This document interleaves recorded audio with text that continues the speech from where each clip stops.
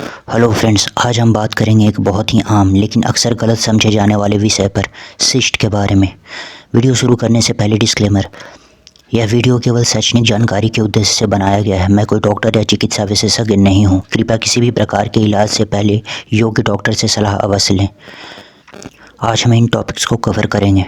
What is cyst, cyst क्या है, causes of cyst, cyst होने के क्या कारण हैं, सिम्टम्स ऑफ सिस्ट, सिस्ट होने पर कौन से लक्षण हमारी बॉडी में दिखाई पड़ते हैं, टाइप्स ऑफ सिस्ट, सिस्ट कितने प्रकार के होते हैं, ट्रीटमेंट ऑफ सिस्ट यानी सिस्ट का इलाज कैसे किया जाता है, और लास्ट में हम बात करेंगे इंपॉर्टेंट वार्निंग्स के बारे में। तो चलिए सबसे पहले शुरू करते हैं व्हाट इज सिस्ट से। सिस्ट आखिर है क्या? दोस्तों, सिस्ट शरीर के अंदर या त्वचा के ऊपर बनने वाली एक असामान्य थैली होती है जिसके अंदर तरल पदार्थ यानी फ्लूइड भरी हो सकती है, या सेमी सॉलिड मटेरियल भरा हो सकता है, या कभी कभी केवल हवा भी भरी हो सकती है। यह थैली एक पतली झिल्ली से ढकी होती है और शरीर के किसी भी हिस्से में बन सकती है। सिस्ट कैसे बनता है इसके बारे में अब बात करेंगे, यानी कॉजेज ऑफ सिस्ट। हमारे शरीर में कई ग्लैंड्स और डक्ट्स होते हैं। जब किसी भी ग्रंथि या नलिका यानी ग्लैंड या डक्ट का रास्ता बंद हो जाता है तो उसके अंदर तरल जमा होने लगता है जिससे सिस्ट बनती है।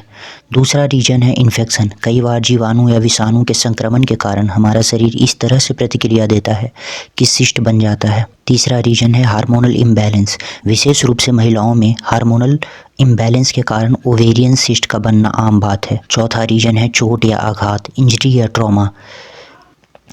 किसी हिस्से पर गहरी चोट लगने के बाद वहां सिस्ट विकसित हो सकती है, पर जरूरी नहीं कि चोट लगने पर हर बार सिस्ट हो ही जाए। ये कई रीजन्स में से बस एक रीजन है। और पांचवा रीजन हो सकता है जन्मजात कारण, यानी कई बार सिस्ट जन्म से ही मौजूद हो सकती है। अब बात करेंगे सिम्टम्स ऑफ सिस्ट के बारे में, यानी सिस्ट होने पर आखिर हमारी बॉडी में क्या लक्षण दिखाई देते हैं।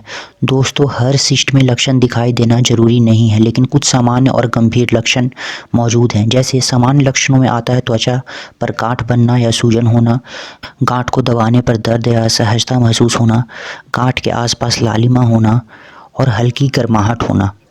ये सामान्य लक्षण हैं।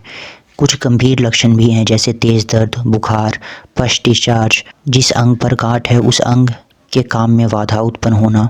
कई बार सिस्ट बिना लक्षण के भी हो सकती है। अब बात करेंगे टाइप्स ऑफ सिस्ट के बारे में। सिस्ट कई प्रकार के होते हैं जिनमें मेन टाइप्स को यहाँ बताया जा रहा है। पहला है एपिडमॉइड सिस्ट, जो त्वचा पर होता है। दूसरा ओवेरियन सिस्ट, महिलाओं के अंडाशय में होने वाले सिस्ट को ओवेरियन सिस्ट कहा जाता है। तीसरा है गैंग्लियन सिस्ट, कलाई या जोड़ों पर होने वाले सिस्ट को गैंग्लियन सिस्ट कहा जाता है। चौथा है पाइलोनिडल सिस्ट, कमर के नीचे होने वाले सिस्ट को पाइलोनिडल सिस्ट कहा जाता है। और पांचवा ब्रेन सिस्ट, ब्रेन में होने वाले सिस्ट को ब्रेन सिस्ट कहा जाता है। अब हम विस्तार से बात करते हैं ट्रीटमेंट ऑफ सिस्ट के बारे में। दोस्तों, याद रखें, इलाज हमेशा डॉक्टर की सलाह से ही तय होता है। यहाँ हम केवल इलाज के विकल्पों की जानकारी दे रहे हैं। इलाज का पहला तरीका हो सकता है निगरानी, ऑब्जर्वेशन या मॉनिटरिंग। यदि सिस्ट छोटा है, दर्द नहीं है, किसी अंग के काम में रुकावट नहीं डाल रहा, तो डॉक्टर केवल नियमित जाँच और मामूली मेडिकेशन की सलाह देते हैं। इलाज का दूसरा विकल्प है दवाइयों द्वारा इलाज, मेडिकेशन बेस्ड ट्रीटमेंट। डॉक्टर स्थिति के अनुसार दवाइयाँ दे सकते हैं, जिनमें पेन किलर्स दर्द कम करने के लिए दिए जाते हैं, एंटीबायोटिक्स यदि संक्रमण हो तो, और हार्मोनल दवाइयाँ विशेष रूप से ओवेरियन सिस्ट में दी जाती है। दवाइयाँ सिस्ट को हमेशा खत्म नहीं करती, लेकिन लक्षणों को नियंत्रित जरूर करती हैं। इलाज का तीसरा विकल्प है एस्पिरेशन मेथड। इस प्रक्रिया में सुई के माध्यम से सिस्ट के अंदर जमा तरल को निकाला जाता है। यह प्रक्रिया केवल प्रशिक्षित डॉक्टर द्वारा ही की जाती है। इलाज का चौथा विकल्प सर्जरी द्वारा इलाज है, यानी सर्जिकल ट्रीटमेंट। यदि सिस्ट बहुत बड़ा हो, बार बार बन रहा हो, ज़्यादा दर्द या खतरा पैदा कर रहा हो, तो डॉक्टर सर्जरी का सुझाव दे सकते हैं।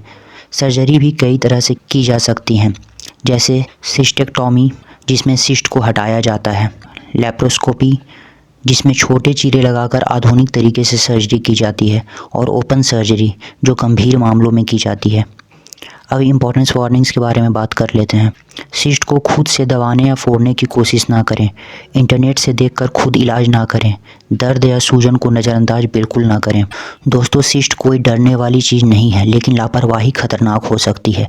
सही जानकारी, समय पर इलाज, डॉक्टर की सलाह, इन 3 चीज़ों से सिस्ट को पूरी तरह नियंत्रित किया जा सकता है। अगर ये वीडियो आपको हेल्पफुल लगी तो इसे उन लोगों के साथ शेयर ज़रूर करें जिन्हें इनकी ज़रूरत है। और मुझे कमेंट में ये ज़रूर बताएं कि आप नेक्स्ट वीडियो किस टॉपिक पे चाहते हैं। तब तक के लिए keep healthy. Thanks for watching.